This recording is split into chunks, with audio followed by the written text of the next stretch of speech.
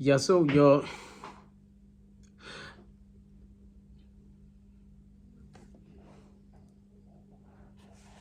on So Talk. We love on So Talk. Why love feels so hard? Why young men, marriages struggles? Why the battle for emotional and financial balance? All of these are what we'll be talking about on So Talk Out today.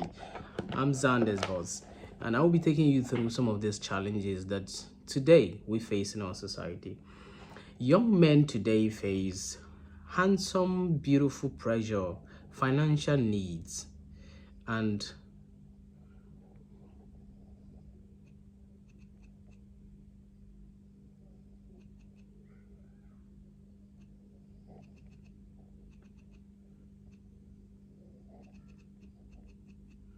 the financial pressure we feel today financially,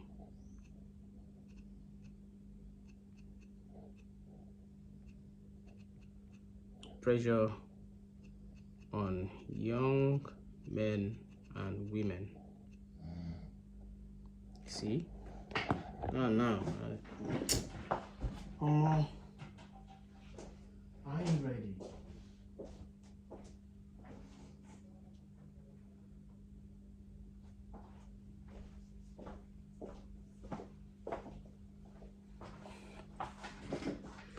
So we're talking about on today's episode. So today's episode is one that many people have whispered about, they have joked about, they have even argued about, but really rarely talk about. Now, why so many young men and women are struggling to get married? Why emotional connections get harder than ever before? Why does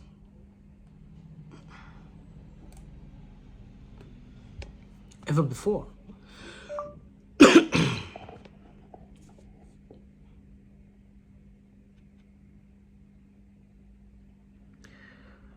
Sorry guys.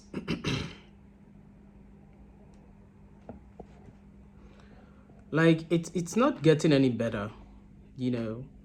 The struggle is real, and the problem is that young people these days are forced to face the reality of society pressure because at the end of the day, everybody just wants a better life. And a better life does not come without a price. And the price we pay these days is just so huge, it's so tall. The pressure is mounting every day and day. And what we don't seem to be understanding is the fact that these things are leaving a very indelible mark on young people, because eventually you get old and eventually things just start taking a toll on you.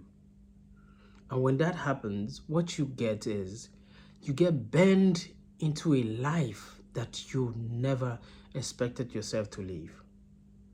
It is very sad, but then it's the reality of today. How do we get out of that cycle? How do you pull yourself out of that cycle?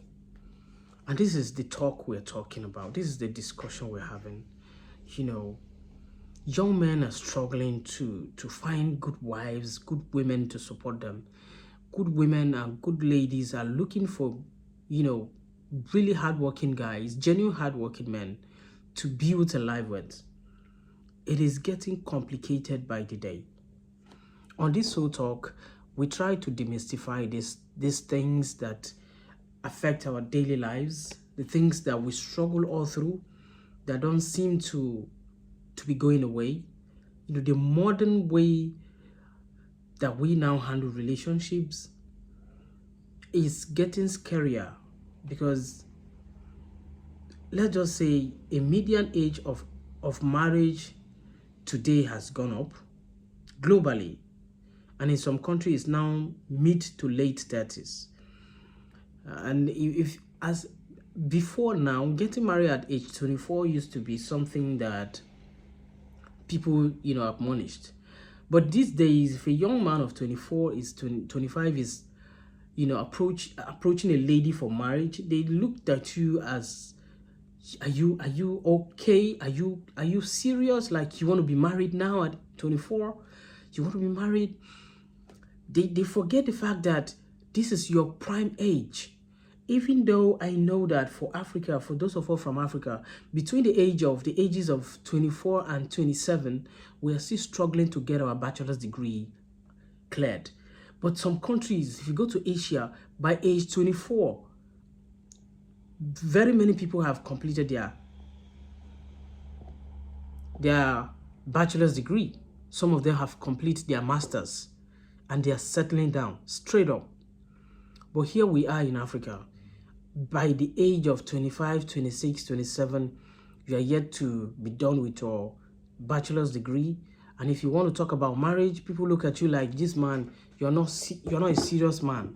Unless, unfortunately, you meet a lady that also, understands your plight and wants to really build with you. So that's the conversation we're having today on Soul Talk Radio. If you're just joining me, thank you for joining me. My name is Zandis Boss, and I'm here on Soul Talk Radio, keeping it real, having a conversation that, reflects on your reality life, your day-to-day life, the things that impact on you. That's what we talked about, right? Now, every day when you wake up in the morning, there's a pressure waiting for you to have. There's need waiting for you to meet. As a young man today, this is not just for Africans. This is not just globally, like worldwide. Pressure just keep getting up and up and up. And as we are here, we are expected to deliver. When people expect you to do something, we're expected to do things. We're expected to carry on perfectly okay. We're expected to be all right. Absolutely to be all right. You see young men struggling to have a balance in their careers, to look for a job, to get their life sorted. You see those who have even break the threshold by getting married, struggles to have a balanced financial stability. Too much struggle today. The battles for emotional and financial balance just keep getting harder. Let's just say love relationship today is just getting harder and it's getting out of hand, right? So on this topic of Soul Talk Out today, we're just looking at very simple thing: the financial burden and financial struggle on young men and young women. The median age for marriages today is drawn between 30 years now. But just look at it. If you are a 25-year-old, a man, and you want to get married, for whatever reasons you want to get married, society has this frown at certain people at certain age limits to be getting married. And at the same time, if you're getting married early, people want to think about it like you don't have a plan, not knowing that that's the best plan. Getting married early, that's the best plan, because when you get married early, what happens is, by the time you hit 30, where it's a median age for certain countries or certain people, some people set this age for themselves. Like, by the time I'm 30, I want to get married when I'm 30. I want to be married when I'm 30. I don't want to get married when I'm too young to control things. Now, what is the definition of age in marriage? Age is not a definition for marriage. It's not a criteria normally. It is a necessity that you get to the age of an adult, where you can now take care of your responsibility as an adult, and then you get married. And when you get married, you'll be responsible for what you do as a man or as a woman. There's no legal age to say at this age, other than a legal age where you must be an adult, which is 18 for most countries, 16 for some countries is 18 globally. When you are 18, you're at liberty to be married, right? But we're not talking about you getting married at age 18. For some people, it's okay, you can get married, but I will support you if you're to be married at age 18. All right? I will, eventually. But I'm saying the financial burden and pressure upon young people today is becoming a problem for people to wanting to be married. So you see people keep dating and having babies out of wedlocks because sometimes they say, oh, you are just irresponsible. That's why you are unable to go see the parents of the woman you're dating or the woman you're having kids with. Most people live in cities. Most people live in cities. And because of this challenge of financial instability or imbalance, they can't really handle the cost that comes with being married or getting ready to be married. And I know this pressure because why? As a young man, at a certain age, especially when you're around 25 and 30, but I think for Africans, 25 and 30 is no longer the age we used to think, oh, at this age you are in that bracket. People now get between 40 and 45, as if we have shifted between 25 and 30 to 45 to 50 or 40 to 45. It's more like we have shifted from 25 to 30 as a median age for a man to appropriately be ready to be married to 40 and 45. Why? Because in Africa, the reality is that between 25 and 30, you are still struggling to get certain things sorted. Okay? And while you are doing that, you can't be married while you're doing that. So what happens most times is, as a human being, it happens that between the age of 25 and 30, most people have relationships and they have babies in these relationships. They have children in these relationships, but then they are yet to be legally married. They have kids. Now, between this age of 25 and 30 was the age you were supposed to be sorting out certain very important milestones in your life. For example, education. Apparently, you're supposed to be pursuing a master's degree or pursuing your bachelor's degree to be sorted.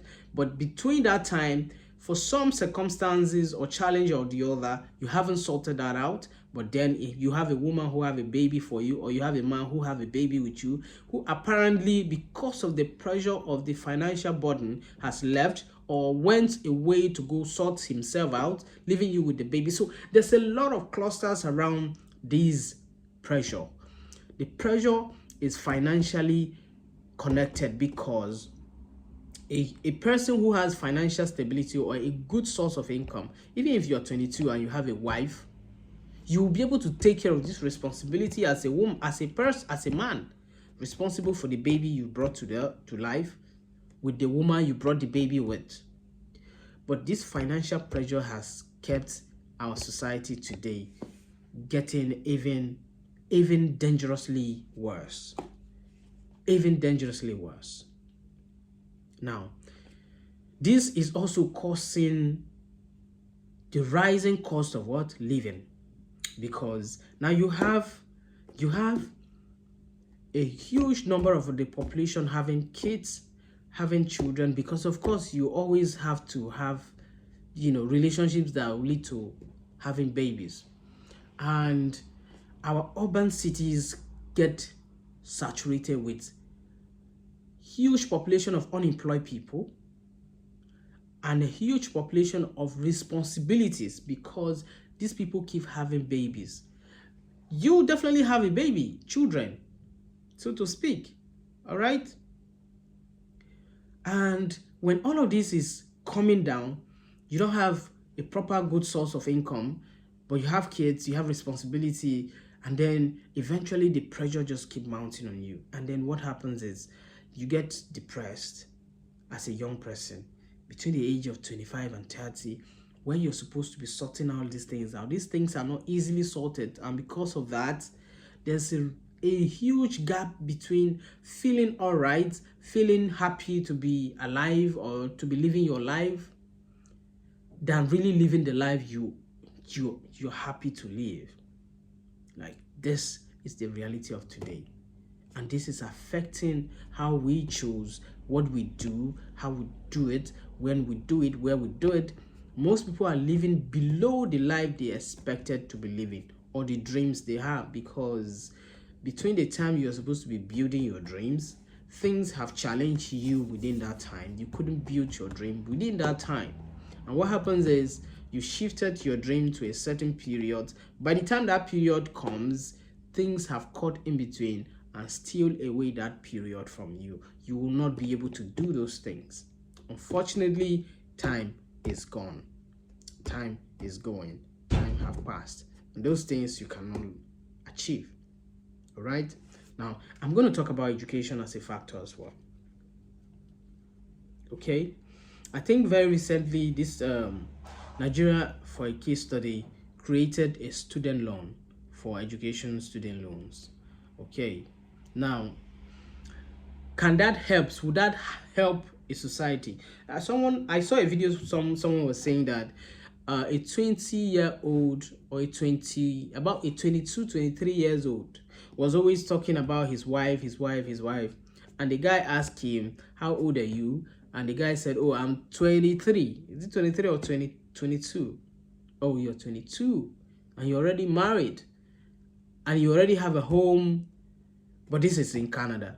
You already have your own home. You have your wife. You have things sorted. You have a career. And you're 23. See, in 23, some people are still pursuing their SSC, which is WAEC, by 23. Some have not gotten it cleared. Some are pursuing their JAMB. In Nigeria, where I know, right? All of these have created a cluster of pressure on young people in Africa, in Nigeria. And where is all of this coming from? Financial burden, financial pressure, because see, whether you like it or not, it boils down to your income, your resources, right? So when education loans are provided, that would have done what? It would have taken about that pressure of you having to outsource how you have to pay your tuition to go to school, to finish your degree, to complete your master's, to all of this would have been some easy way out, so that if these things are not a burden to you, then taking the chance of getting married between the age of 24 and 27 should not be a burden to you. Because in Africa, we commend people who take a loan to go to school than people who take a loan to get married. People will frown at you for taking a loan to get married. People will look at you like, are you crazy? Why should you take a loan to get married? Now, what is the value of marriage? What is the importance of marriage? The definition of and the value of marriage today is no longer as it used to be. And because things have changed, the value of marriage is no longer as valuable as it used to be to some people, because society have already defined it so. So because of that, it is not wise for a young man between the age of 23 and 30 to go take a loan, whether from a friend, an associate, a bank, or any place at all, to finance a marriage. Because before, a marriage used to be an institution that builds society, because from the family comes society. But now, because it no longer exists in the way where people trust marriages, people believe in marriages, people love to be married.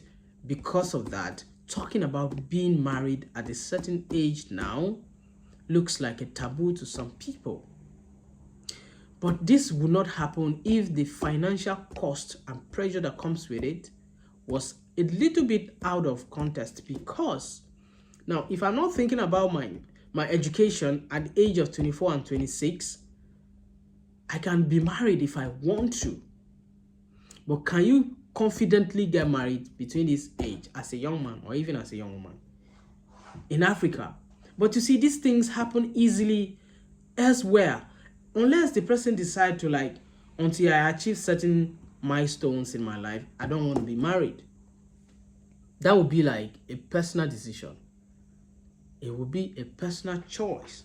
But in Africa, is it a personal choice? No, it's determined by your income, your source of your standard of living, the quality of life you live, and the kind of money you make as a person. These things will determine whether or not getting married is a wise decision. I'm not talking about when you're dating someone, eventually she get pregnant, and then eventually you just have to, stick with that person and get through it, and then you start living as couples. No, that's not a proper marriage. A proper marriage is you decide, you know what, I'm 23 now, I think I want to marry. I think it's important for me to be married now. How has this dynamic work? Is it even working today? Is it something that people are looking to do? No, it's not. People are looking to be married at 40 and 45. Like, what happened between the age of 25 and 30? All those times, what you were busy doing is you were trying to figure out your life, but then 10 years is gone. You haven't figured out your life. There's no career for you. There's no source of income. There's no source of livelihood. Then society will happen to you, because even the woman you're supposed to be married to has standards now. Even the poorest of the poorest have standards now, because people now think, okay, wanting to be married is, I'm getting married so I can get myself out of the situation I find myself in. And with that comes the pressure of it, because you, the man, have to bear the cost of whatever comes with the woman you want to be married to, because that will determine whether or not, at the end of the day, that spouse of yours would be a financial burden to you or a financial relief to you. But most times it's a burden. So the decision to be married between the age of 25 and 30 has moved off the table. It can only happen by accident. It no longer happens like, oh, I have a job, I have a good job, or I've done my master's, I've completed my education. Now, all of these things that used to give someone the buoyancy to want to be married legally, those things have moved from a median age of 25, 30 to 40, 45. 30, 35, 40, 45. And this will keep going if we don't find a way to reduce these pressures. Right? So I think one of the solutions will not come from, one of the solutions that would have helped or that could help is this educational loans. All right, I think Nigeria have created that platform where students can now take a loan to go to school, but I don't know if it's for higher institutions or just secondary schools. But I think that if you are between 22 and 30, 24 and 27 to 30, where you are supposed to be trying to clear up your education and also finding your feet in your career path, if the burden is the burden of getting a job, this is where this thing will come back to a very, appropriate age. If you come back, if there's a job for you to do when you're done with your school, you have a job, and then while you're working, the loan you took to complete your education, you'll be able to pay off your loan. So you don't have to burden yourself with, oh, I do not have money to go to university. Oh, that's why I have to work. After you work for 4 years, you were 22, and let's say you completed your education between the age of your secondary school, between the age of 19 and 20, and you just completed 19, and you're 18 and 19, you completed your secondary school. Okay, and you wrote your JAMB, you didn't get your admission, so you started doing something to earn a living. And between 20, 21, you're waiting for JAMB, 22, no, and 23, you don't have the money again. Even though you've been working, you don't have the money to go through school again. And you expect someone in your family, your father, your parents to train you. They don't have, or they have, or something shall have taken 3-4 years off your age. You've not completed your bachelor's. Now you started your bachelor's at age 24. How do you get married between this time? It's cancelled. You no longer can think about it, because at age 24, you are now getting admission to university. You're 24 now. You've gotten your admission to university. Now you're at your first year at the university, you're already almost 25. 25, you are now in the university. You are out of the university at age what? 28. By 28, you are out, and then by 29, you are struggling to sort out your NYSC. And between this time, this is the people who want to be calculative, like I want to sort my education before getting married. By age 29, you're sorting your NYSC, and you're apparently, if you're interested to further your degree, your education, you'll be looking out to go for your master's. By 30, you got your admission to go do your master's, and you said, oh, I must finish my master's before I get to marry or settle down. 31, 32, you're now done with your master's. Now you're 30, 32. Now, if this median age for a lady, tell me now. Now, you get into the marriage, it comes with its own what? Baggage. The struggle to be married, because by this time, a lot have happened between you and life, between the time you were 18 and the time you're 32, as a man or as a woman. Remember that between this age of 18 and 32, you have spent close to 14 years being a single person. There's a lot of experience that have passed through you, that you've passed through. Okay? Most of those experiences do not give you a good criteria to be able to manage and sustain a marriage. And then you get into that marriage, eventually after 32 years, after 14 years of being single, you know, through your adult life, your young teenage years, and all of these, you manage through boy and girlfriend relationships, you know, make up, break up, get into new relationship, and all through that, you did it well.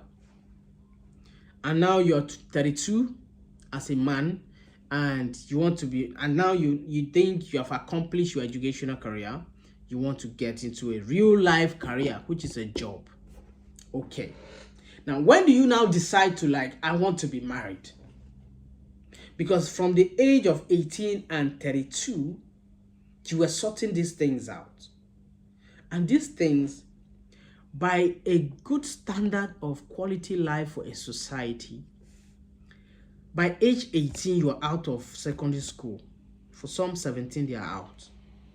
Straight up to university. By 24, your master's, you are pursuing your master's. By 25, 26, 27, latest, you're done with your master's. The rest is, you can do your post-masters, you can go on for your other master's programs or whatever programs you want to do, but you can't be married and still do that. But the problem today is, the society we live in today is not encouraging you to be legally married between the age of 24 and 27. And if you're lucky between the age of 24 and 30, you still can't get it right. It has to happen by accident. And when anything happens by accident, what it does is it compresses all of the struggles into the period which you didn't plan for, because it's accidental. Your wife got pregnant, the girlfriend you're dating got pregnant accidentally, and then eventually she can't, you have to get married.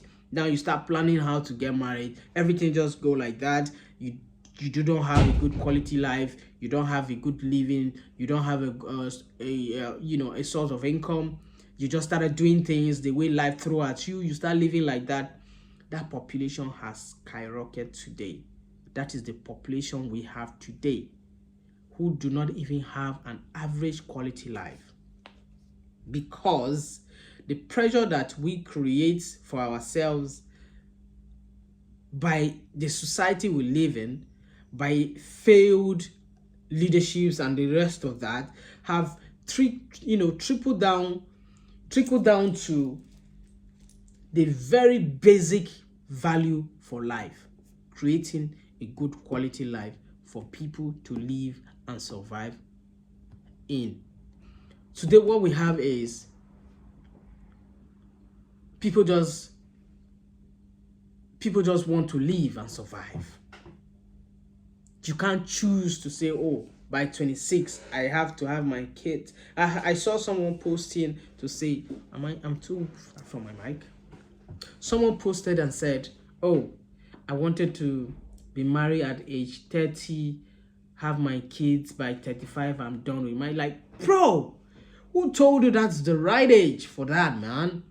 Who told you that having a plan to be married at age 30 and having kids done with by age 35 is a good plan? Who told you so? Like, who told you that's a good plan? That is not a good plan.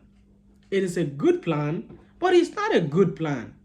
You can only plan to do that when, I don't know what will make you have to plan that. It has to be the eventualities of life making you have that kind of plan. Because if by the right standard of life, you plan to be married at age 30 and 35, have kids by 40, it's not a good plan. Change it if that's your plan. But if you tell me that that is a plan because that's what life throw at you, 100% I agree. Because right as I am right now, I know that people at age 35 struggle today to find their foot in having a good source of income. 35. Now, we're not talking about you getting married now. Let's say you have survived from the age of 18 without a child. You don't have a baby, no one to take care of, only your family, your extended family, your mom, your dad, and your siblings. It is not because you wanted to wait till you're 35 before you get married. That is a lie. What happens is you didn't have any reason to be buoyant, to be bold, to decide and say, I want to be married at age 24. No, it is a lie because you know you're struggling to put food on your own table, not for someone else to join you on that same table. So that is not a decision you took. It is a decision that was taken for you by the economy of the society you live in, by the standard of life the society provides you with, by the quality of life you are living. With those, indices deciding for you, you have no say. How do we get ourselves out of that?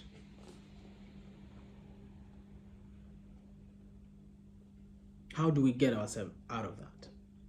All right. There are people who say, I can't even take care consciously. People who say, I can't even take care of myself. How the hell do I bring another person into my life as a wife or as a husband? Women are, of course, women are a bit relieved of this duty or responsibility of how do I take care of another person in my life? Because a woman, not if it's in Africa, a woman don't go outrightly and say, I want to get married to a man. And they take responsibility of the man. But for men, that's where the pressure comes in. But I know of men who would say, I can't take care of myself. How do I take care of another woman, another person? So because of that, I don't think I want to be married. I want to get a job. And then you get a job, the job can't take care of it. The job is not a stable job.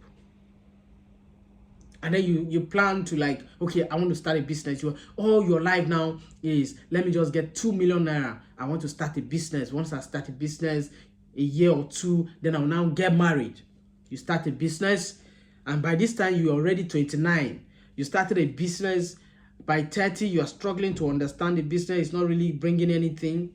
But you have a girlfriend by this time. You keep telling her, oh, okay, let the business stable first. Then we'll get a house, a proper room. This room we are staying is not good for us to get married here. You tell her like that. She agrees. 2 years into the relationship, you're 31 now. The business is still not getting anywhere. And then by 32, you're still living in that one room or a single, what do they call it? It's very popular in Nigeria. It's self-contained, something like that. Okay, the house provides you with your own personal, space, your toilet, your bathroom. You live there. It's a very luxurious apartment for people within this age, I mean this category of class of people. You know, you're 32 now, your girlfriend you got, you know, a whole lot of people you've dated at this point. You know, you're no longer dating those ones. You are dating a fresh girlfriend you started dating at 29. She's 27 or 28 or 25, as the case may be. But your plan is, oh, I'm starting a business. Once I'm done with that business, or 2 years, then I'm gonna go and see your people. They get accepted, she stays with you, and then 2 years you deprive yourself of certain things, trying to manage. This is where that I was building with you comes in. The girl will stay with you, try to manage with you. A pregnancy will come in, you guys find a way not to keep, and then eventually you're 32, 33. She's there with you, understanding. 4 years is into the relationship. By the time you know what's going on, you're 35. She's 29 now. And then you have a kid with her, a baby. You've not gone to see her parents as you planned. The business really, eventually it fails, because while you were struggling with the business, you were feeding from the business. Everything was with the business. It didn't really go well. And then now you have a baby by the side again. And you start saying that, okay, all I just need is another 3 million to put into my business. You know, now you're 35. You see where you're headed. The pressure keep mounting. Instead of coming out of it, you're sinking into that poverty level. You're sinking back. Does this really, like, was there a plan you planned to get married? You didn't plan to get married. Remember, you said to yourself, when this business stabilized by 2 years time, then I will go and marry. Then that 2 years came, the business didn't stabilize. Instead, it went down. But you have a baby now. Do you understand? The funny part is now, you're no longer 29, 4 years ago, or 3 years ago, or 2 years ago. So you see that by the time you really have some really reasonable time to say, I have to be married now, you are 40. And this lady with you, if she haven't given birth, she's 35 now. This is all coming, like, this is the age we are in. The age bracket between the people of 35, 40 that are not married is high and higher and higher. It's not getting any better. It's not. Now, let's talk about the excuse, or the excuse of proper hygiene, like a proper living condition. Housing. Okay? Housing affordability. People will say, how do I get married living in this kind of house? How do I get married? Before it was, how do I get married when I can take care of myself? Financial burden or financial irresponsibility or instability. Housing.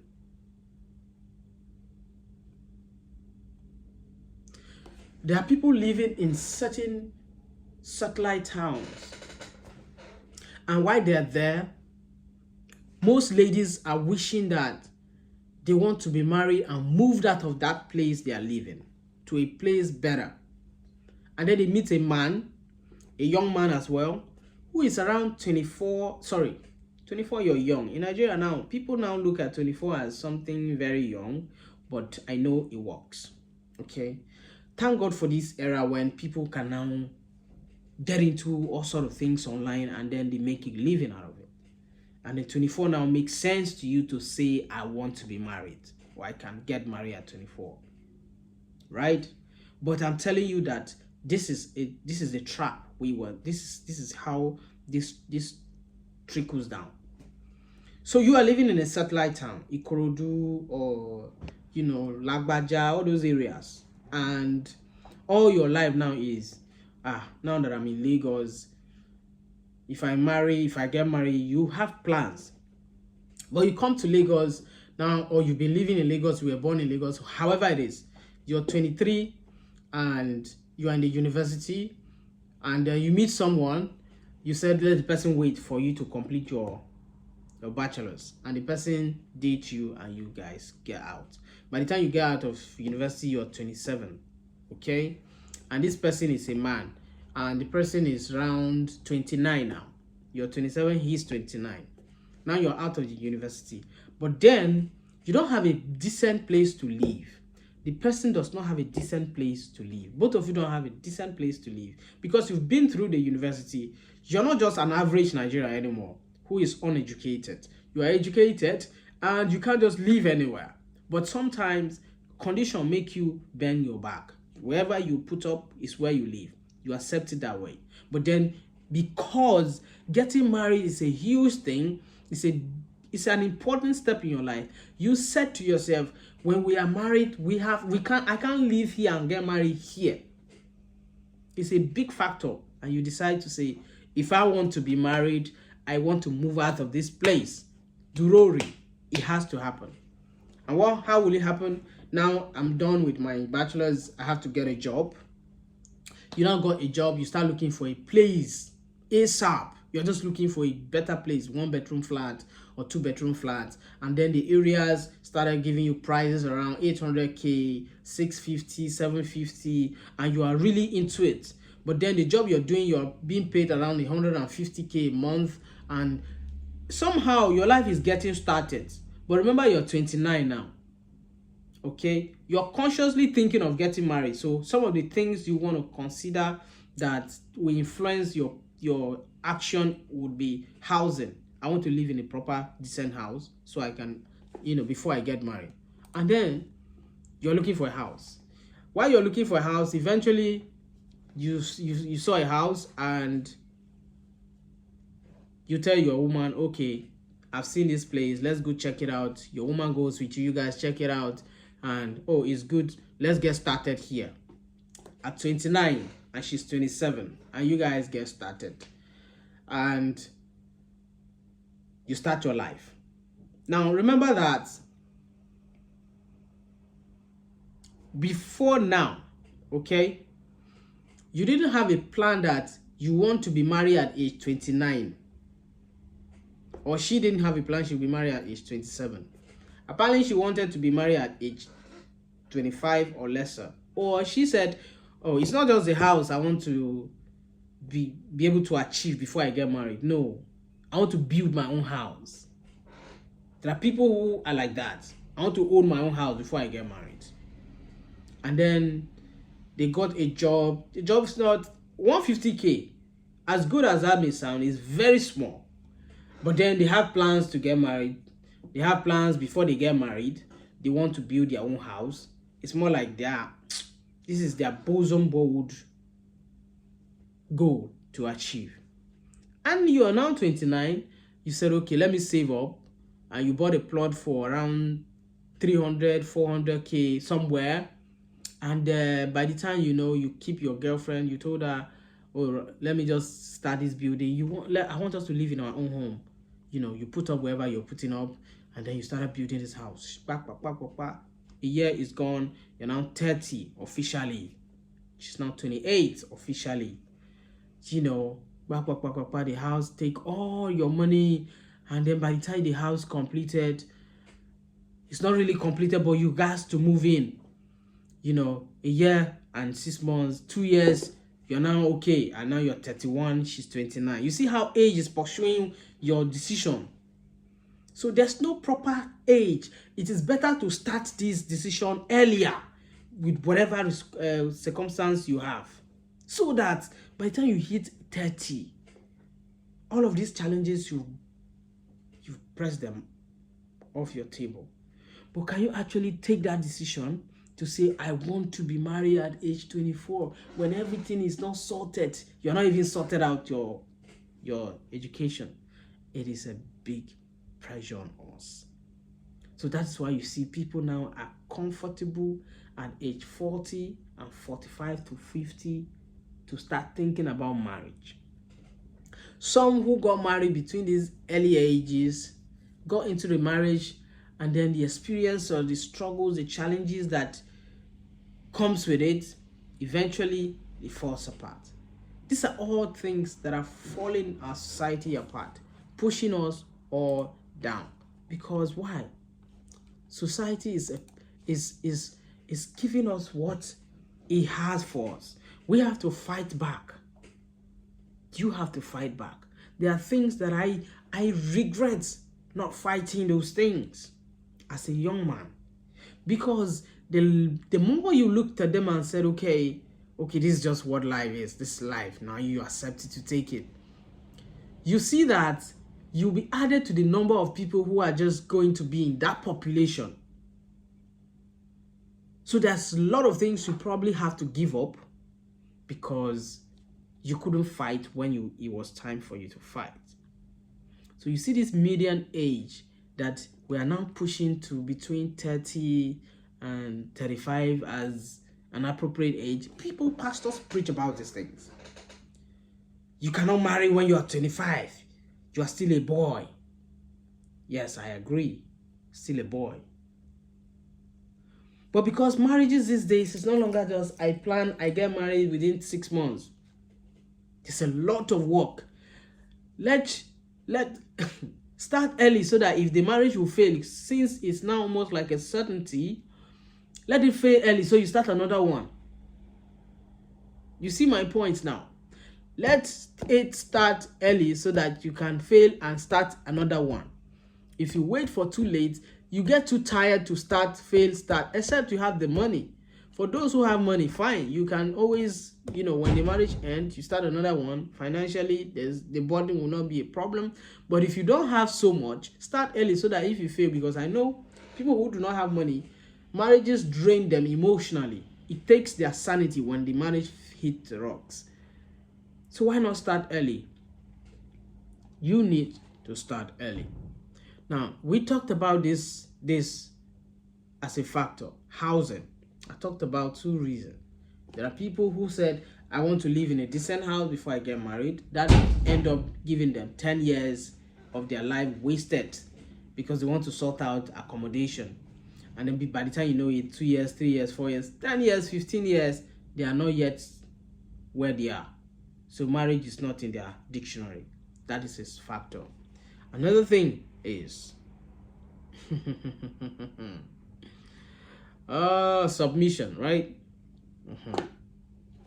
Because in our society today, when people talk about the pressure that comes with the burden of being married, it's not just because there's financial burden or financial cost attached to it. There are people who are not willing to be able to be submitted to an authority of marriage. Marriage has this authority that comes with it, which means you'll be submissive to your wife will be submissive to you. Your wife can question you. Your wife can ask you what you're doing with your finances. Your wife can ask you tell you what to do and what not to do. There are people who knows that they cannot. So what they do is they know they can't submit to that line of authority, because a marriage is an authority. It's a crown authority on its own. So a woman has the authority in that marriage as good as the man. The woman will ask you what you do with your time from 8 in the morning to 6 p.m. You are supposed to be accountable to the authority that comes with that marriage, right? Because of this, there are people that there are people who cannot submit to this authority. People cannot submit to this authority. Therefore, what? They get into that relationship, they can't submit to that authority. It's not because you have to be loyal or loving your wife or responsible enough to. No, marriage is an institution that has a crown authority. So that authority is more like you are submitted to the authority of a constitution. That authority means your wife has the right to question you, and you have the obligation to answer.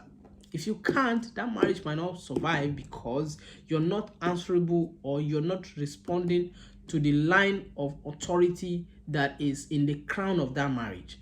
Because of that, there are people that, at age 24 and 27, you still think you're young, you are still dating, you go into a relationship, you don't want to submit to the authority of that relationship. You end up jumping. By the time you know what's happening, you're 30. And then by the time you're now saying, okay, I'm conscious to start thinking of marriage, what now happens is you get into a marriage, but you didn't submit yourself to the authority of the relationship you had, and now you jump into the marriage, yet still not ready to submit to the authority of marriage. You didn't submit to a relationship, you can't submit to the authority of marriage. So you start having problems within the marriage. Between 30, 35, you're having problems. The relationship or the marriage is just fighting you. You're fighting the relationship or the marriage.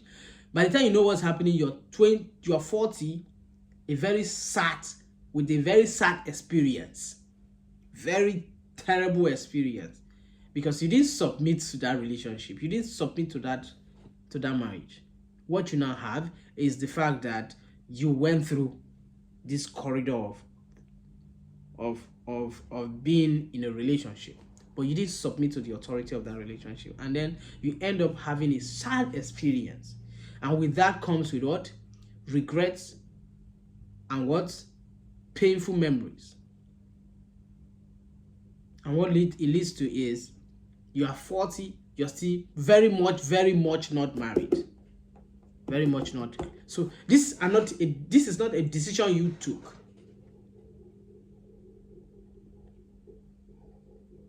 That I want to be 40 and then still be single or searching. No.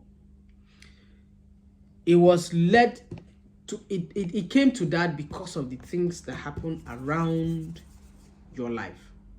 And for you, it is lack of the ability to submit to the authority of marriage, sadly for you.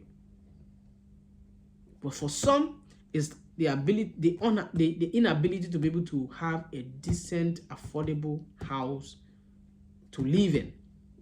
So it takes them through the tunnels of how to be able to sort out accommodation, and they are now 40, 45. Yet, still very sadly, living. For some, it's financial burden. Now, let's move on. Okay?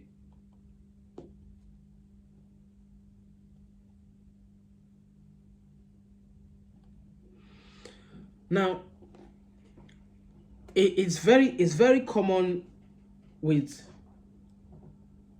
young people today, young men, that the only reason why you want to consciously pursue marriage is you have a good source of income, financial stability. That's the only reason that will give you the consciousness to want to pursue marriage. And said, oh, mom and dad, I found a woman I want to marry, and I will be getting married in so and so time. And your mom says, and your dad says, oh, bring the woman home. Does this still happens? It doesn't really happen. 61% of our young people don't go through this process. They don't. 61% of our young men today don't go through this process of, okay, mom and dad, or mom, or if you still have parents, or if you don't, your sibling, whoever, or yourself. This woman, I'm in love with her, I want to marry her at this age. What always happens now is you meet a woman who tells you, if it's not marriage, I'm not dating. And you like this woman so much, and you're like, okay, let's get it done, right? So regardless of any other thing, you might now just jump anything else to get there. But because of financial burden and financial instability, many young men do not pursue marriage. We're not even talking of at early age. No. Even when they know at this time, I have no choice, I have to be married. They don't pursue it because they don't have the finances to do so. Do you understand? So how do you fix a society where a whole lot of reasons are there? A whole lot of reasons are there depriving you of a very important aspect of your life from taking that move, taking that step. How? Because what society is happening to you.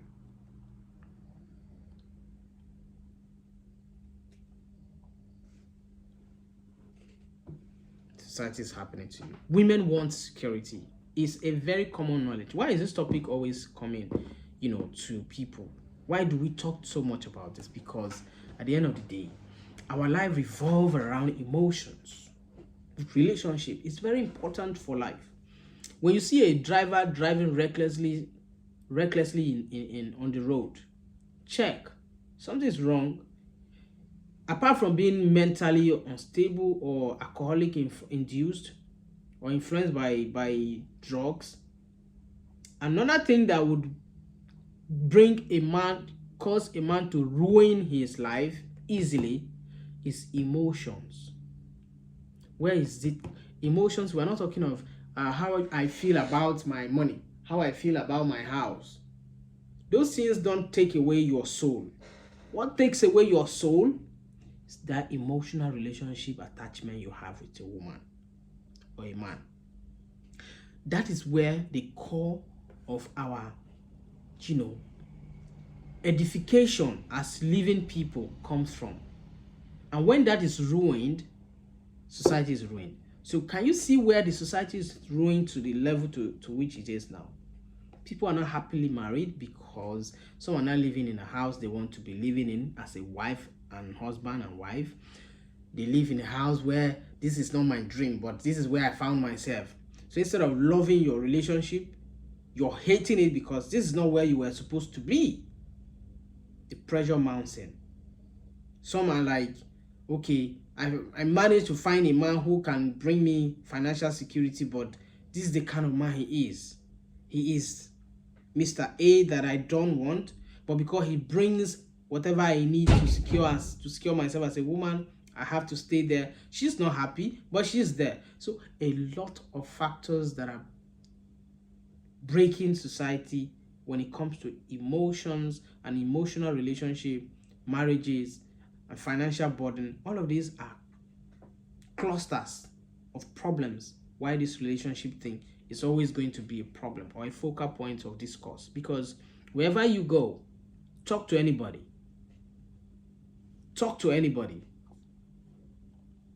Emotional reflections,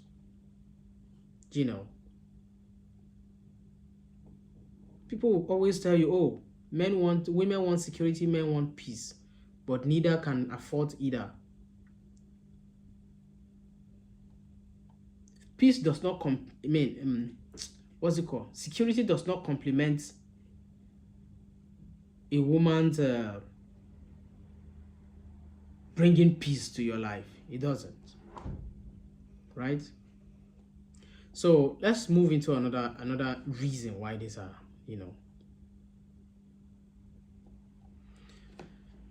if we want to talk of like the redefining factor for the readiness for marriage,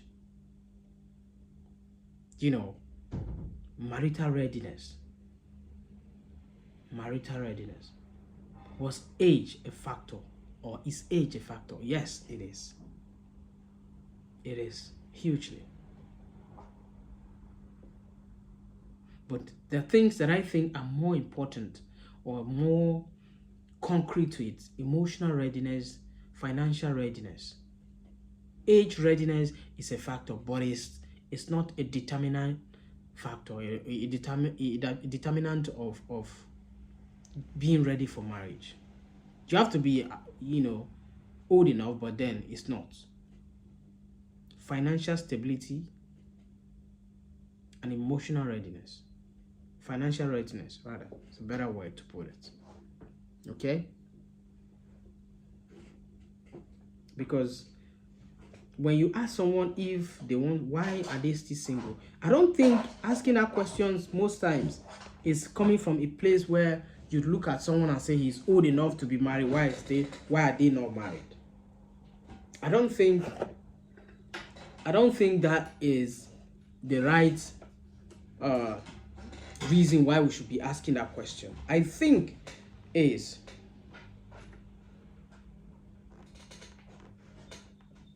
you look at the journey of a man and you can tell if this man has had a good journey or not. By what? By the people, the marriage the marital status of that man.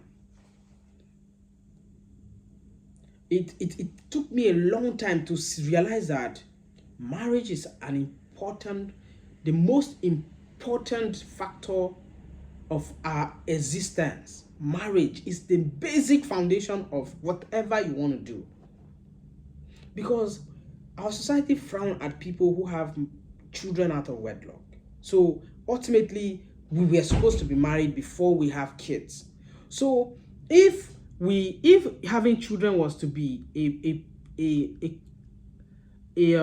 important, as much as having children in with a woman or having children as a person to be able to procreate is important, but I think the primary reason why people want to have children in the first place is by having a wife who will have a child for you, having a husband who will give you a child. So we are not supposed to jump this. But these things, how do we get ready for marriage? How do we prepare ourselves for marriage, emotionally, financially, and otherwise?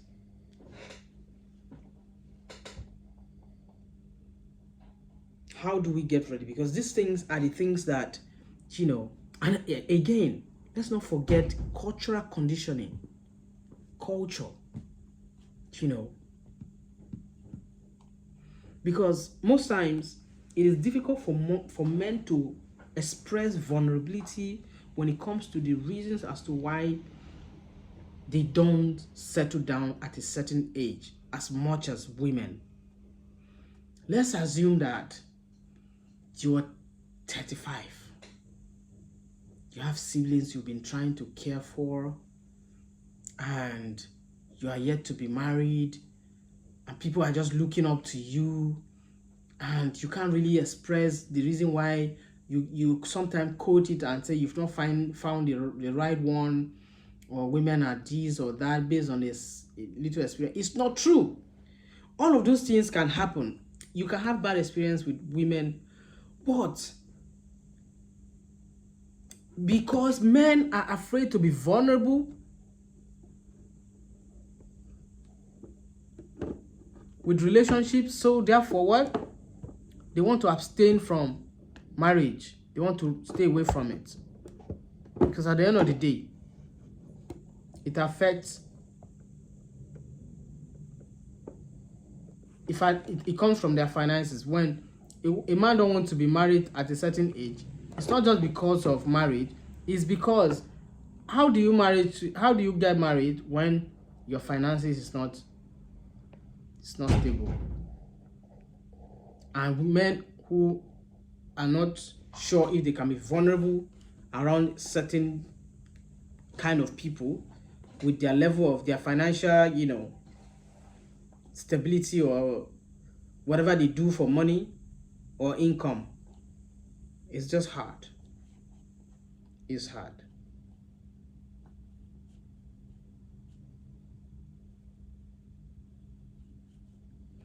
And this is where you see women have taken time to learn emotional intelligence more than men. Men were not taught to be emotionally intelligent. Men were just taught to be able to be providers. They are trained to be providers. They are wired to be providers. Women, on the other hand, are intelligent. Emotionally, they are very intelligent because they would see 100 years from your life from today. So if they decide to stay with you and stick with you, they already know what they will expect. That's why when a woman gets a heartbreak from a man she's seen beyond these 4 years we spent together, and here it comes our end, it breaks them to the finish line, because this is not what they were seeing. This is not where they plan to. They see beyond that. When they started that relationship with you, they saw that they were going to. That's why sometimes they say, if you are toasting, oh my God, if you're toasting a woman, she's already looking at their marriage, her wedding gown, and the everything about that wedding. She's already seen them, calculating them, because that's what women, they are very intelligent with that. But the pressure that that women comes with for men who weren't wired to be intelligent or emotionally intelligent is that it scares men for some reasons, because men were not wired to be intelligent. That's why you see that the reason why men most times stay away from being married is they don't even know how to study a woman properly. But women would do that 100%. So now, how do cultural conditioning comes in? In the culture where I was born in, my culture, okay?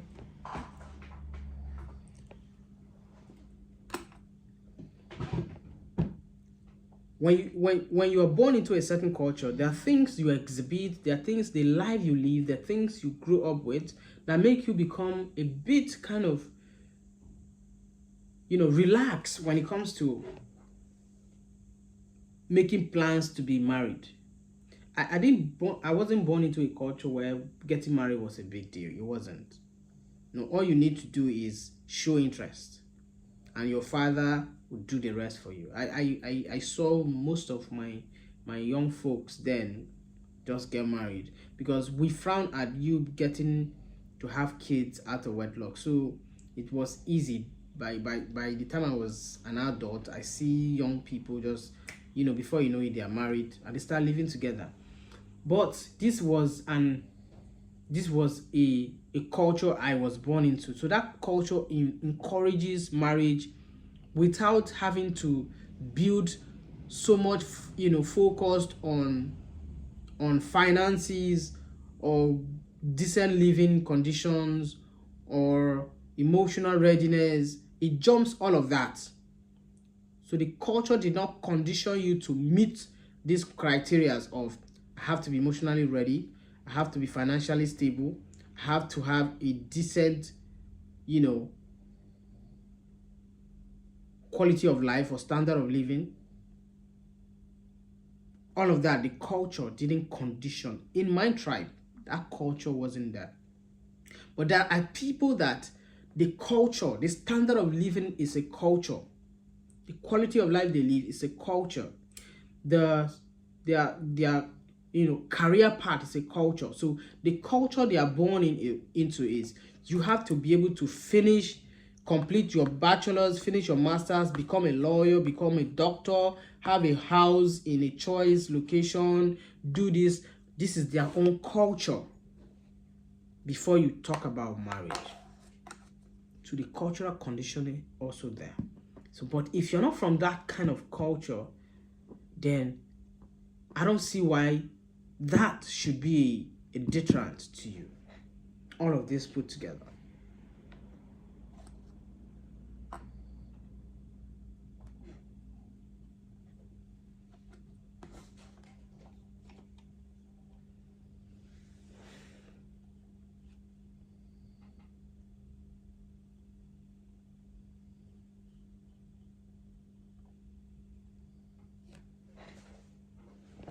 Chacha love, how are you, Chacha? Thank you for joining my Soul Talk. Right? So now, when all of these things put together, see, one of the things that create disconnection, miscommunication, and fatigue in most modern relationship is expectations, right? Silent expectations or uncommunicated expectations. The absence of these expectations that are not met creates this lump sum disconnect and miscommunication. For example, you know that within yourself you had a target or a goal when you were at a younger age. You knew you wanted to accomplish certain goals or milestones before you settle down. But the culture you were born in, or the culture of your society or where you live, or whatever influences you have already gotten you into a marriage. And this is not, like I said, most marriages today happen by accident. And it's not just me that say that, that's a fact. So, but you Now you are in a family relationship with a man or a woman. You are started building an accidental relationship with this person, or accidental marriage with a woman, building a family, so to speak. Now, there are things you know that this is how your dream life is supposed to be. But looking at the man you are with, communicating those things to that person looks like, even if you do, it's like you're backing at the wrong tree, because you know that these things cannot be a reality today. So you stop communicating, or you start nurturing those things inside as a dream. It's no longer like something you can do now, and then it brings disconnection, because you are looking, while you are in that relationship, you are scanning for someone who can bring that to your life, who can bring that dream closer to you, or even afford to offer you that dream. So you start scanning your head, scanning your contact list.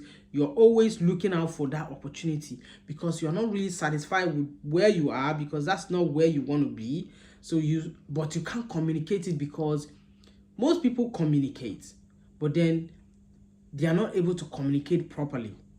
So it gets out of control. Relationship get out of control, because why? You did not communicate it emotionally, intelligently.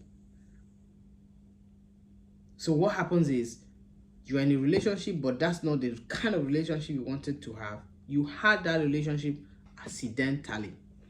You met him, whatever happens, for whatever reason, you started with this man or this woman, but it was sort of an accident. But then you are there. So what the next course of action is, you are scanning yourself, always looking for something better, because at this time you know that you deserve better. This is not where you want to be. So that creates a disconnection between you and the person. So this also is a deterrent, because some people fear that this is what women do, this is what men do, and because of that, I'm not ready for that drama. So let me stay single. Let me stay single. I'd rather be single than be with a woman who I will not be able to trust or build a life with. So this is also a factor. If it's not your culture that say, okay, you are just 22 now, what's marriage, why are you rushing, or your culture said you don't have a house, you don't have a car, you don't have this, you don't have nothing, all you know now, what you're talking about is marriage. My darling, what I will tell you is, whoever is telling you that as a culture, that in our culture a man has to have a house, you have to buy a piece of land. There are people who say that that's my culture. The man has to have a piece of land, a house of his own, a farm. Those are certain cultures. And there are some who say, if I live in an urban city, if a man does not have a car, or a man who cannot afford me a car. So these things prolong your decision to say, I want to be married, or I want to be married. At this age, I want to settle down. And it has to be early. 24, 27, it has to be early. But guess what? In our society today, we're talking about this at 35, 40. So the median age between an outright appropriate marriage in Africa today, most times, is 35, 40.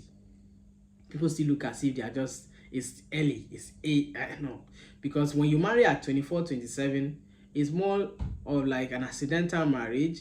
If you're lucky, you get to enjoy that relationship in the long run. If not, it's that would be like your, what do they call it, a test run. By that time, by the time you're 30, you are now matured, and then you take this solid independent decision and said, with my experience, never, until this criteria is met, until that, now you took a decision. Remember that the aim of my topic today is for you to be able to not allow the pressure of financial pressure, community pressure, peer pressure, whatever pressure to to influence your decision for not getting started with the journey of marriage early, between the age of 24 and 27. Sort that out. Number one, I said, if Nigeria as a case study was providing students loan to people so they can afford their education without having to excuse themselves from marriage because they have to sort out their education. Because if you're paying yourself through school, or your parents are seeing you through school, how do you now go and start getting married? That will not be possible, right? So the best way is, if there was a student loan, this happens to in Western countries, where there's a student loan, you know, by the time you're 25, you're already with your partner, you're getting married. 27, you sort out your marriage, you know, you start life with that. By 30, you have a defined path in terms of building a family. We're not talking about you're 45. You have not started even defining one thing. You're not even having a baby yet. So how do you handle the pressure that comes with it when you are now getting old? How? You didn't start early. It's not because it's your choice to not start early. Certain factors just kept postponing and coming into your life. You allow those things to ride, and by the time you know what is happening, it is almost too late to go back to start. So we have a huge population, over 61% of young people today who got into accidental relationships or end up married to people they do not want, but they are married to them. And eventually, by the time they are 35 towards 40, marriages started crashing. It's on a steady, it's crashing. And then it's starting a new stampede of, I am not getting married if this or that is that or that or that. Not. So it's better you start early. So by the time you are 30, you have done your test run with marriages. Your exes now, they are also finished with the test run. And then you now decide to, like, okay, now you can start another journey.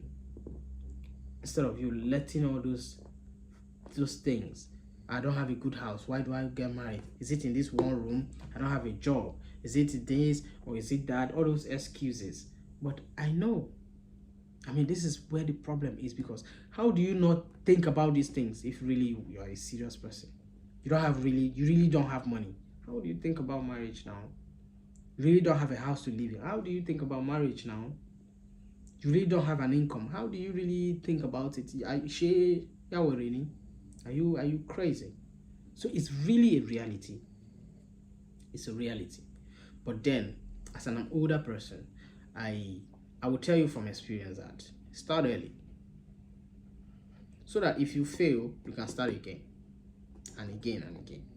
Because maturity will do one thing for you.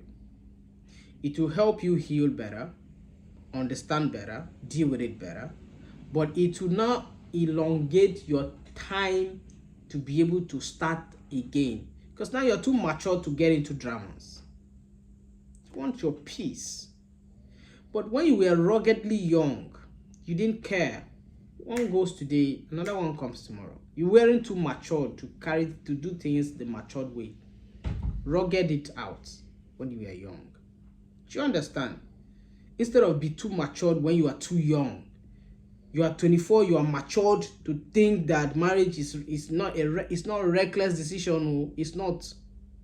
If you think you are 24, you are too young. And at that age, you are matured. You are thinking you are too reasonable to commit yourself to the institution of marriage or the authority of marriage. So you play around with it because you want to wait and be matured. And now you are now matured. You see what maturity have done to people who were supposed to be genuinely lovers. You hate being matured in marriage. Matured in marriage is not to, you don't have to do it. Don't be matured, because if you're matured, what maturity will do to you, you will hate, you will not enjoy it. So don't be age young and maturity old. So that's also that. And there's a bunch of things, but I want to take some contributions because I've taken time talking about it. I'm taking my contributions, right? Thank you for joining me for Soul Talk. I'm sure what I'm saying here got across. Okay, so we are going into our courtroom where we have a bunch of people who say, I want to put mouth for this matter where you did talk about Mr. Sanders, because this matter where you did carry come, he give me headache too. All right, yeah. So question is, how you guys doing? How you guys doing? All right, I see it. Yeah, the pressure of financial burden on men and women. The pressure of financial burden on men, young men and young women.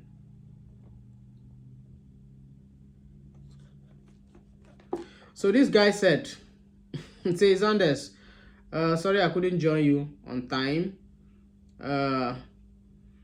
That's why we have relationship therapists and authors who are now writing. Have you not been waiting you start so? I'm not a relationship therapist. Okay, you want just you enter me, I'll be waiting.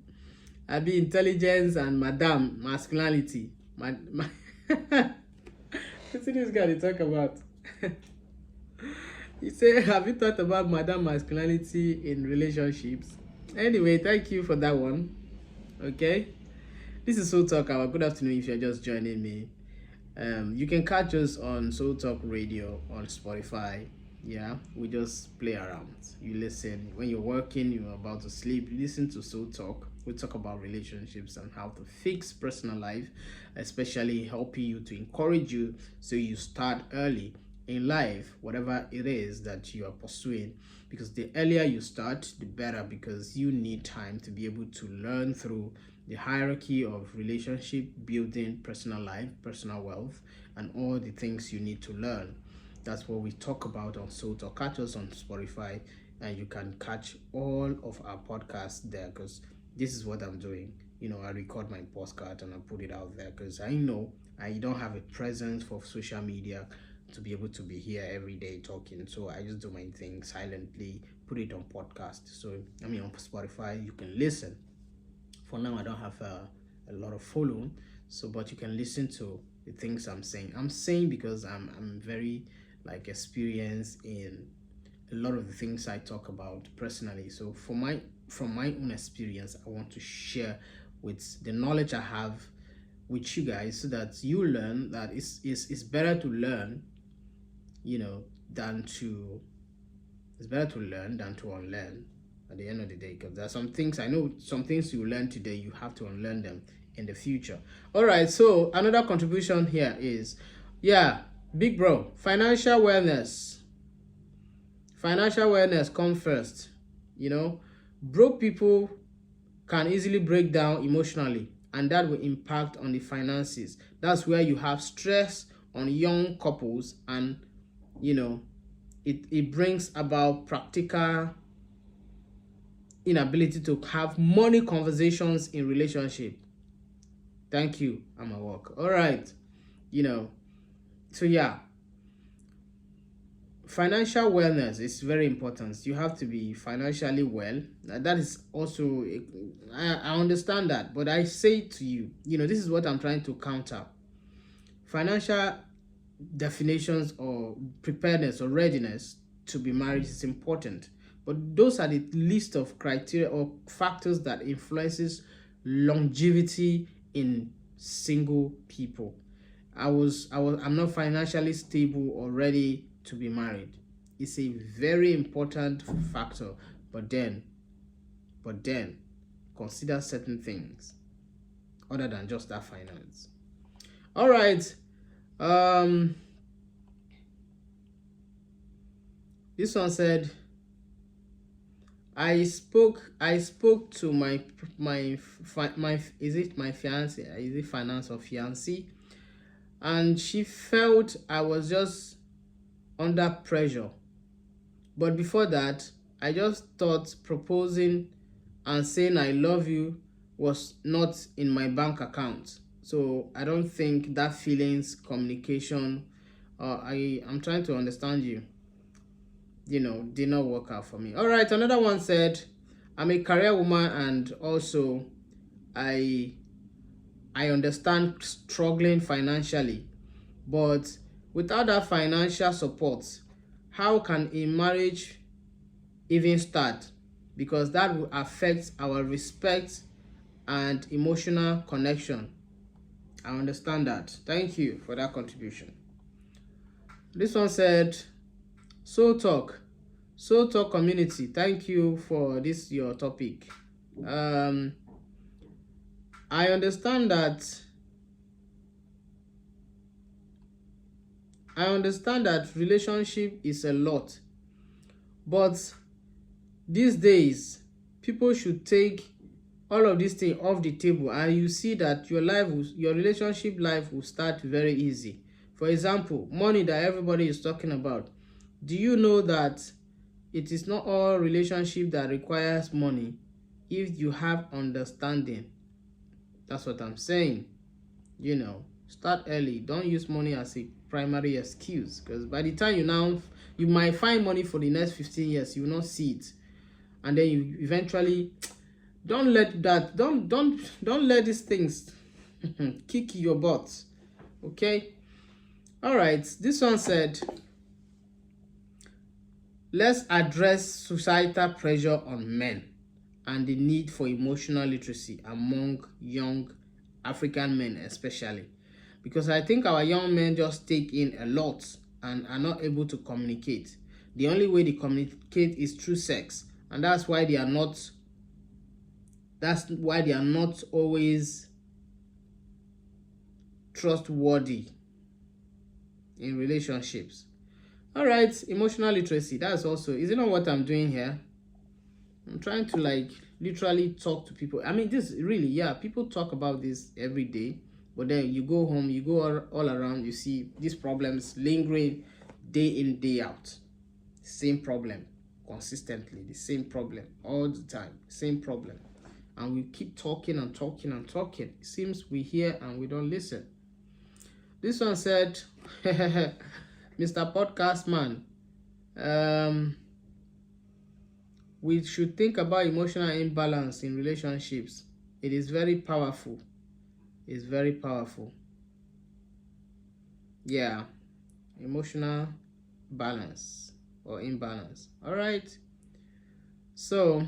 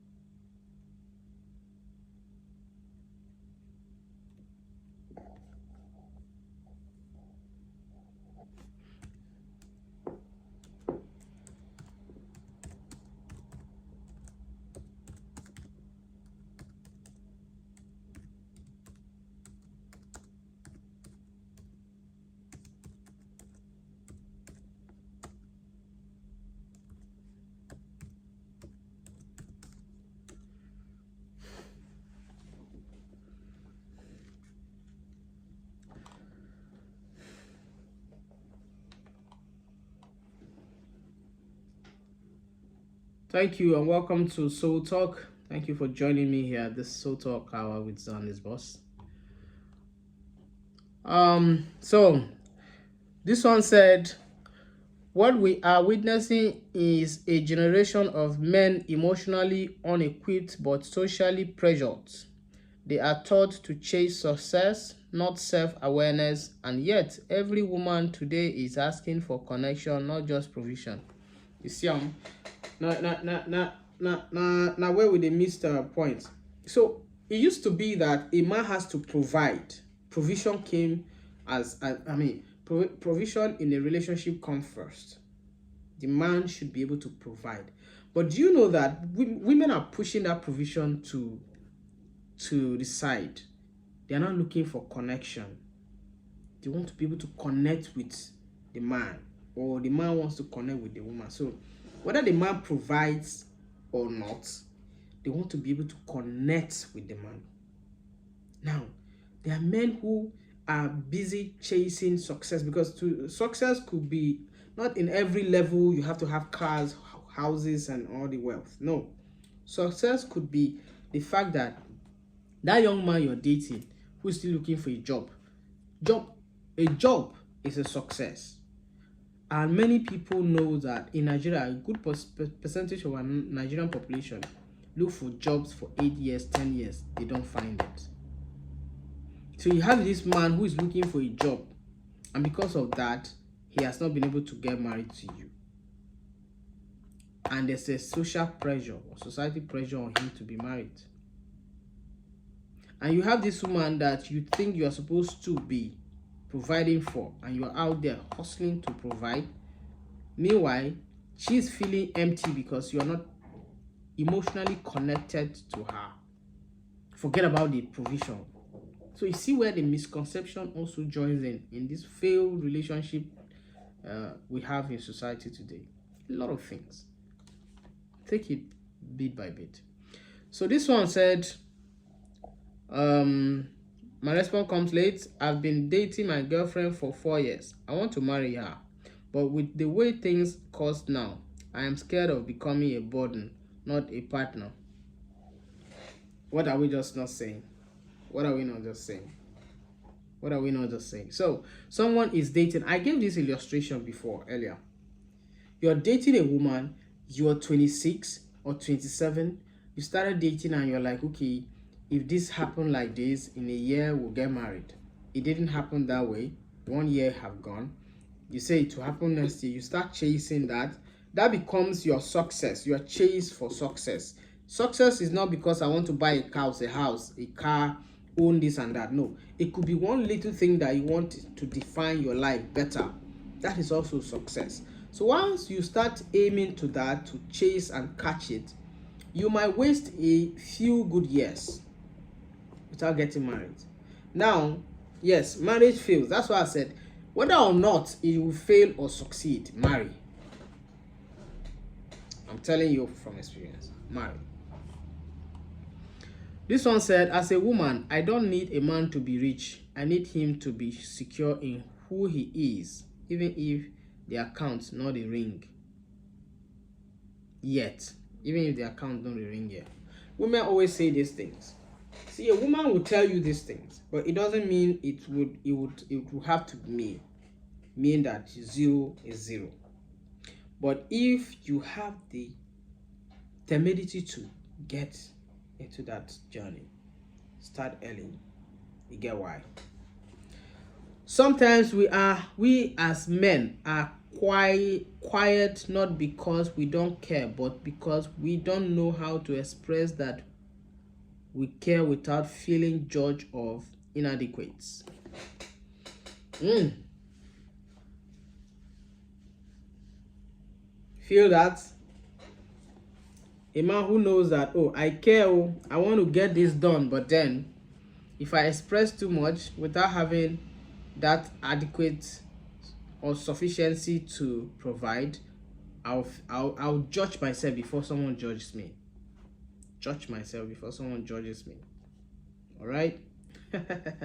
This one said, my good. My investment. Now only this house that they wear, my brother. No the other reason now. Now only this house.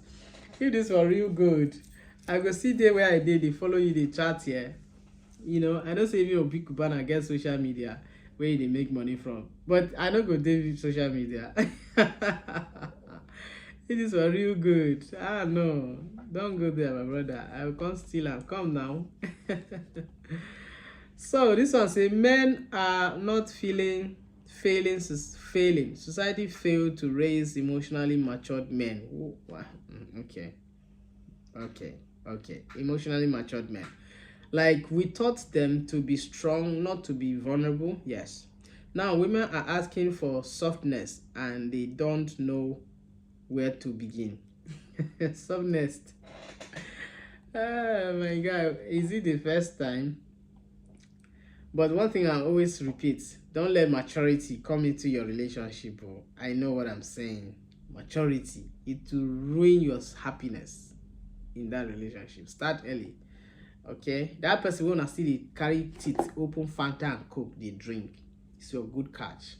Okay, because what I'm advocating for is for young people to get into relationship institutions, submit to the authority of marriage, and see what life will do for you. You see, we struggle trying to find a better house, do these things. It's a good thing, but let me tell you what. If we were bringing women to that orientation of the authority of marriage for success. I remember a couple of years ago, a cousin of mine decided, he was dating a lady. And one day he went to work, came back, and something happened. Cheating is something that breaks some people, makes some people anyway. The guy saw that the girl cheated on him. The next thing was to go and marry. Do you understand?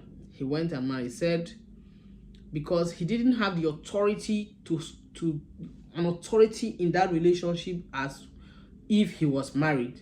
That's why there's very little he can do. And the girl also have right to cheat because I'm not married to you. I'm not saying being in a relationship, whether you're married or not, and cheating is fair. It's not. But the authority in the institution of marriage is the power over any institution you want to see. That's why you go to foreign countries. They don't play with people who are married. Even though the marital status is a very important criteria for your personal growth. Don't take my word for it. Try it first. A legal marital status is a foundation of your success, first of all. Know that and know peace. Do you understand?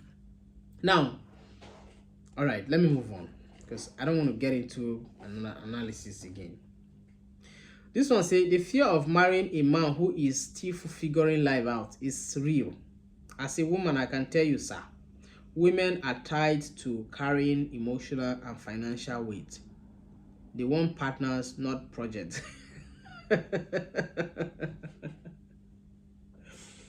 It is because we have built women to be like that. Look, I talked about cultural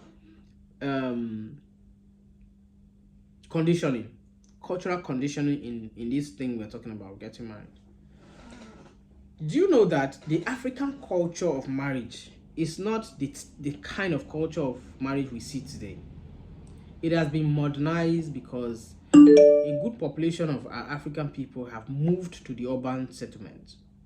So we've moved away from our rural settlement, our villages. So our marriage condition has changed. Now, where do we come to this where you don't want to marry a project? See, back in the day, when you are 20, because both times schools weren't really a big deal. What your father would do for you is give you a farmland. I'm talking of the rural settlement for now. Give you a farmland and give you the necessary seedlings that you start your farm. And they will go and get you a wife who will come to help you build that farm, establish it too. Was there anywhere they said, oh, that is a project, don't bring a woman into the man's life because he's a project? Do you people read things fall apart? When Okonkwo has wives because he has farms, and with the wives, the number of wives he has, so also his influence and wealth grew, because with that he could build farm. That's the African right to marriage conditions. But move to the urban city here. The people who talk about, I don't want to marry a man who is a project, like this message I got, okay? They are in the 99% of people struggling in their life today. They have not got their life sorted in every ramification. No doubt. They are struggling. So the fear of not getting into another struggle is what is telling them, oh, I don't want a project in a man. I want a man who is sorted. But at the end of the day, these are the people who do not have a defined, cultural conditioning to what to think about the institution of marriage or to submit to the authority of marriage. And then they come and they make you feel like their decision is the best. I must reach a certain milestone before I submit to the authority of marriage or before I get married. And when you see people like that, you follow them on Instagram and social media, they influences you. You get added to the number of the population that is in that category. And by the time you know what's happening, you're 35. You've caused all the life out of men. Because at this time, it's not a problem of a man. It's your problem. So a woman was supposed to build with a man, not because a man is a project or is still figuring it out. A man figures it out even till the end of his life. Even men who has wealth, they figure things out as they go. There's no time and season for it. You can't say a man who is still trying to figure out things, you can't be with that man, because that's why women these days, they see you struggling, trying to figure things out. They play with your emotions as a man. But this is not in our cultural conditioning in terms of criteria to, to get married. These things just get added to us by our own, selfish reasons and aggrandizement. All right, this guy said, when I proposed, I had nothing but death. When I proposed, I had nothing but death and vision. My wife said yes anyway. We set up a financial calendar, tracked expenses together, and we decided to, whatever we want to build on, business, anything, we're going to do it together. And that way, I felt relaxed, not pressure, because my wife knew everything I was planning and she was with me on it. Thank you for that submission, my brother. That's a good one. Openness. For some people who don't grow out of the cultural conditioning of being open to a woman before you approach her for marriage, we tend to accumulate this pressure. Like as a man, odogu where you be now, you're not supposed to tell your wife say not day, or the woman you want to marry, you want to show say they everywhere good. Do you understand? So because of that, you wait till certain things, mature before you go do your marriage. But if you know that you're brought up to be a responsible man, mentally and otherwise, once you meet a woman, the first thing you do is be as open as you can be, so that you don't have a closet of information that by the time this lady begins to find out that these are the things you have in your closet, she starts feeling irritated of you. Do you understand? There are people who have a full, how will I call it? A basement of closets of things they're hiding. Things they should open up. Build a good foundation with the woman you want to be with. Finances, you open up. Businesses, you open up. You don't want to. You want to be odogu because that's where your mind, that's how your cultural conditioning is built. You are the in charge person. You can't even submit to the authority of marriage. That kind of person. In that category, that's why we have terrible experiences out of marriage.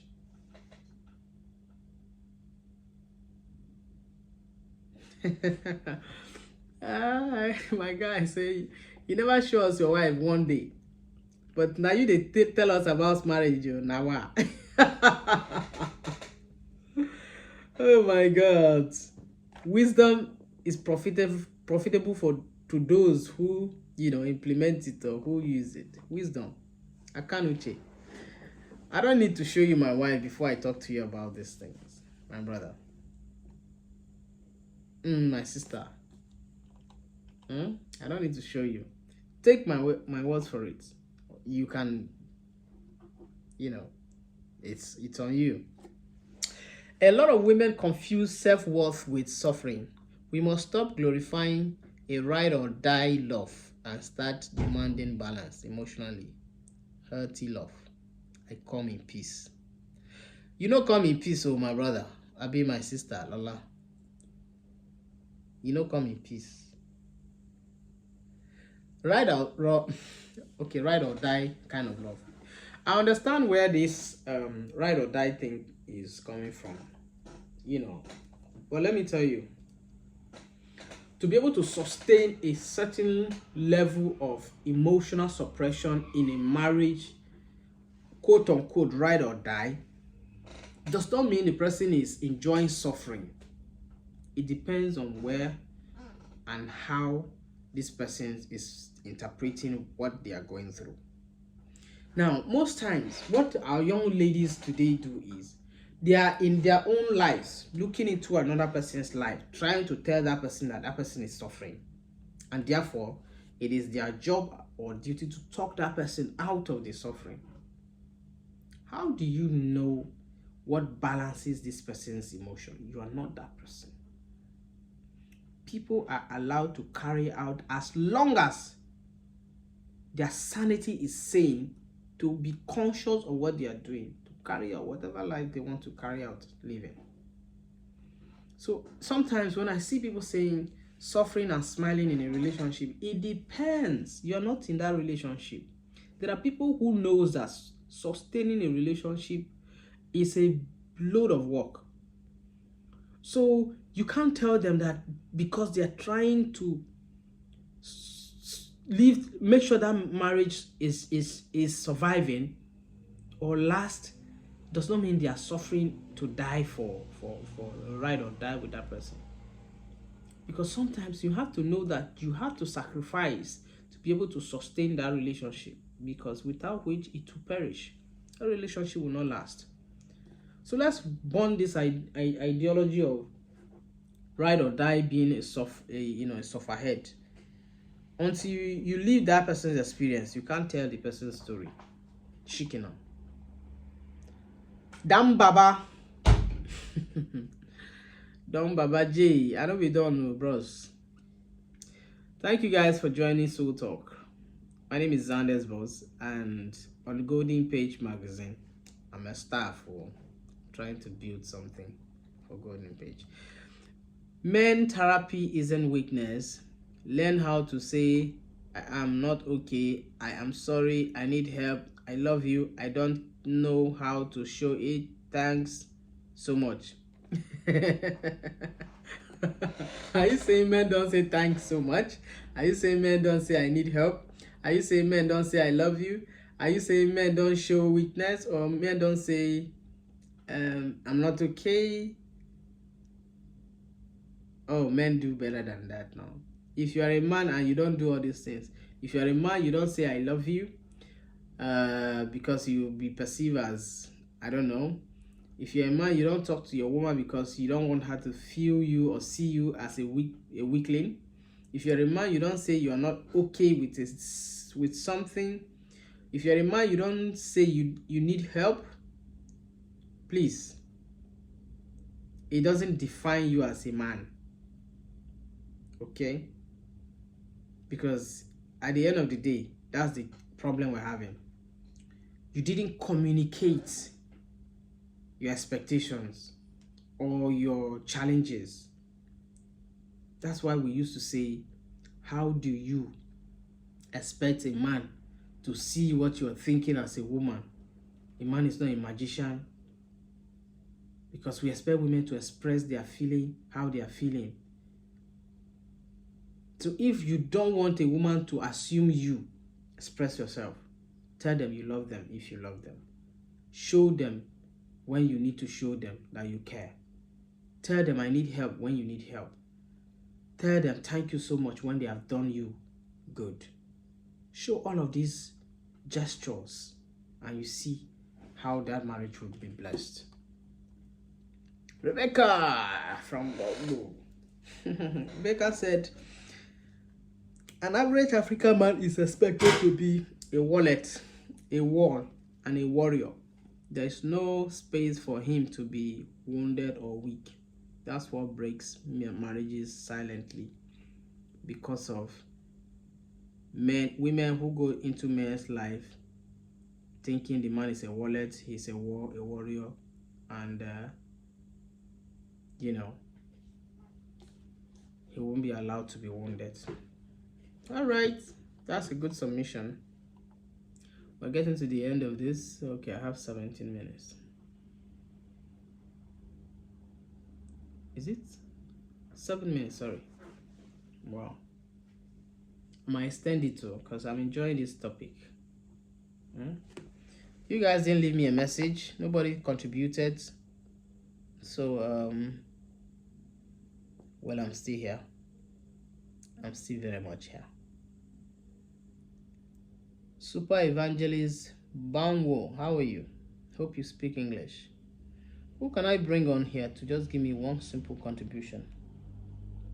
Mr. Wally.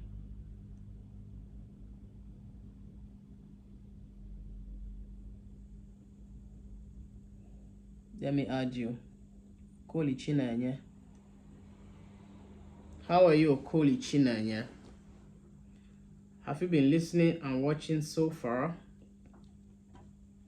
If you have, what's your contribution?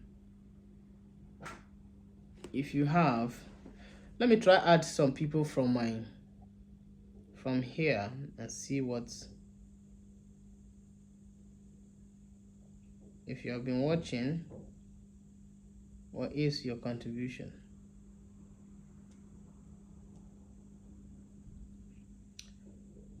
If you are just joining us, thank you and welcome to Soul Talk.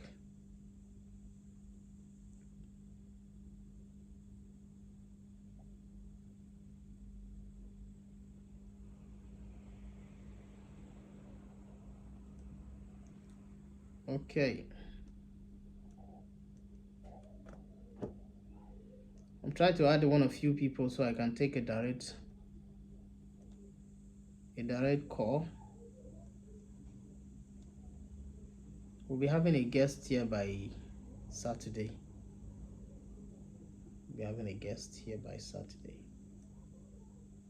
If you guys watch Daddy Freeze, you should watch me.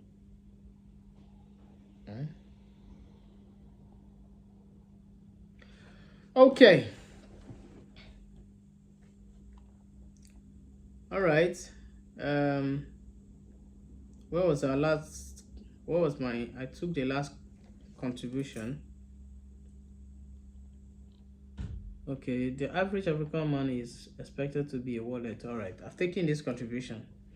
All right, before I got engaged, I cleared my personal debt because I didn't want resentment to grow later. Money tension in love is real, but preparation builds peace. Don't play with this. Thank you, my dear. That's good. We have 1, 2, 3. Oh, we had about 112 contributions. 312. Wow, these people, oh my God. This is supposed to be on my social media. These people will just send my WhatsApp contribution and refuse to join me. This is not fine. It's not sweet. It's not good now. It's not good. 312 people send messages. It's easy to send WhatsApp message, and then it's not easy to join me here to make contribution. Okay. Why not day? I have few minutes to round up. All right.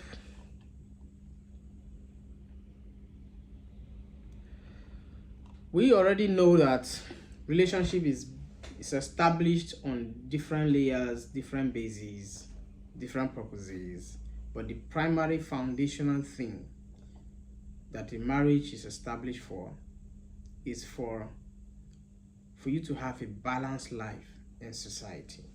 And I said it before, right? We build our love in chapters. You know, some we broke those chapters into different pages and different sub chapters, subheadings. You know, but love is not just about what we have or what we don't have. It's much how basic we can handle the lacks in our relationships and the plenty in our relationship. How do we handle those, you know, so that we end up having a good, healthy relationship? This has been Soul Talk Hour with Xander's Boss here on Golden Page Magazine.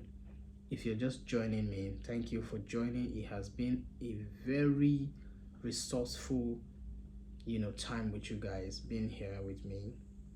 All I can say is thank you for joining this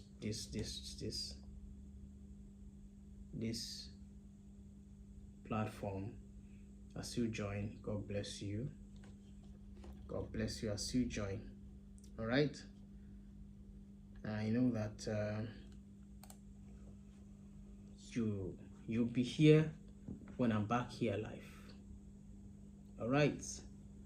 Yeah. Those of you who are just coming, I don't know what to do now. I'm almost going to the end of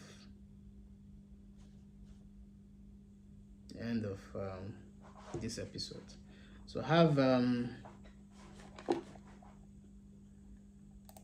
so our next episode is going to be story time. Yeah, you guys like stories?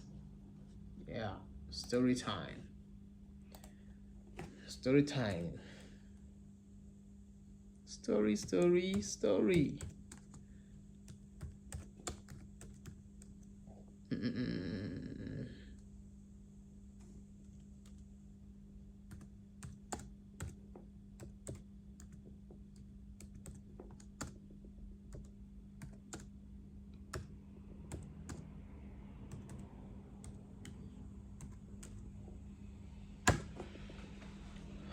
Thank you guys for joining. I'm almost rounding up with the topic of the pressure of financial burden on men and women, and why young people don't want to, you know, get into marriages early enough.